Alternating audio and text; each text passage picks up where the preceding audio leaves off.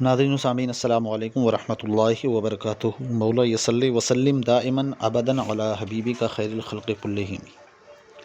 ناظرین کرام، ایک سوال ہے اور اچھا سوال ہے۔ سوال یہ ہے کہ کیا نقد اور ادھار جو چیزیں خریدی جاتی ہیں اس کی الگ الگ قیمت رکھنا جائز ہے؟ آج اکثر و بیشتر ایسا ہو جاتا ہے کہ لوگ جب اس طرح سے کام کرتے ہیں تو بہت سے لوگ اس کو غلط سمجھتے ہیں۔ تو یقیناً اگر کوئی شخص اپنا مال کسی کے ہاتھ بیچ رہا ہے، میں ہوں یا آپ ہوں مثلاً کوئی بھی، اور وہ یہ کہے کہ اگر ابھی قیمت ادا کرتے ہو تو یہ اتنے روپے کا ہے اور پھر ادا کرتے ہو تو اتنے کا۔ مثال کے طور پر اس نے یہ کہا کہ اگر تم یہ کپڑا ابھی خریدتے ہو اور اس کی قیمت ابھی ادا کرتے ہو تو یہ 500 روپے کا ہے، اور اگر اس کی قیمت بعد میں ادا کرو گے تو یہ 550 روپے کا ہے۔ تو یہ اس طرح سے بولنا جائز ہے اور اس طرح سے خرید و فروخت بھی جائز ہے۔ اس کو کچھ لوگ ناجائز سمجھتے ہیں اور کہتے ہیں کہ شاید یہ سود ہے، اس لیے کہ اتنے دن کا جو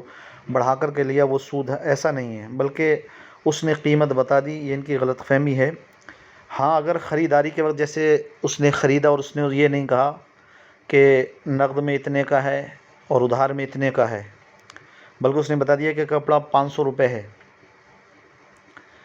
اور اس کے بعد اس نے دے دیا، لیکن پیسے اس نے بعد میں دیا۔ اس نے کہا کہ نہیں، وہ تو نقد میں 500 تھا، بعد میں 550 کا، ادھار میں 550 تھا، تو اب یہ سود ہوگا۔ اس لیے حکم یہ ہے شریعت مطہرہ کا اور فقہ کا کہ جب آپ اس طرح کی بیع کریں، یعنی جو سامان ادھار اور نقد دو طریقے سے بیچا جا رہا ہو، تو دونوں کی قیمت الگ الگ رکھنا جائز ہے، لیکن شرط یہ ہے کہ وہاں پر مشتری یعنی جو خریدنے والا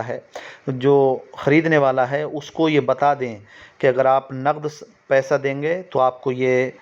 اتنے روپے کا ہوگا، اور اگر آپ ادھار کریں گے تو آپ کو یہ اتنے روپے کا پڑے گا۔ مثلاً یہ کپڑا ہے مثال کے طور پر، تو یہ اگر آپ نے ابھی اس کی قیمت ادا کی تو یہ 500 روپے کا ہے،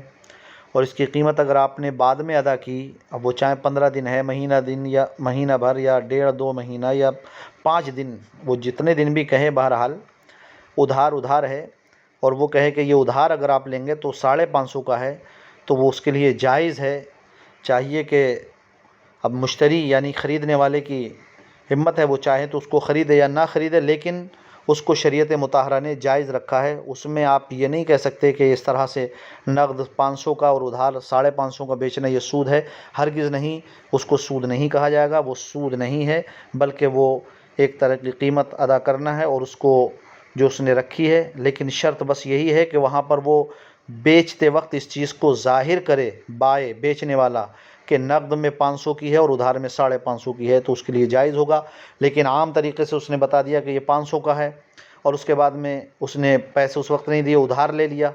وصولی کے وقت اس نے کہا نہیں 550 کا ادھار میں تھا، تو اب جو جڑیں گے وہ 50 روپے اس کے سود میں لگیں گے۔ اس لیے چاہیے کہ ہم حلال کمائی کے طریقے دیکھیں اور ہم بچنے کی کوشش کرنا چاہیے کہ چھوٹا سے چھوٹا عمل ہمارا ایسا نہ ہو جس سے ہماری کمائی میں کوئی حرام پیسہ شامل ہو جائے۔ اس لیے کہ جب حرام پیسہ شامل ہوتا ہے تو اس کو کھانے سے خون حرام بنتا ہے، اور پھر وہ جب ایک حرام لقمہ آدمی کے جسم کے اندر جاتا ہے تو 40 دن تک اس کی عبادت میں مزہ ختم ہو جاتا ہے، دعا قبول نہیں ہوتی۔ اس لیے ناظرین کرام، آج ہم کہتے ہیں کہ آج ہمارا دل نماز میں نہیں لگتا، ہم عبادت نہیں کر پاتے، ہماری دعائیں قبول نہیں ہوتی، اس کی وجہ صرف یہ ہے کہ ہم اپنے جو رزق ہیں ان کے بارے میں سوچتے نہیں ہیں کہ کہیں نہ کہیں سے اس میں کچھ نہ کچھ آمیزش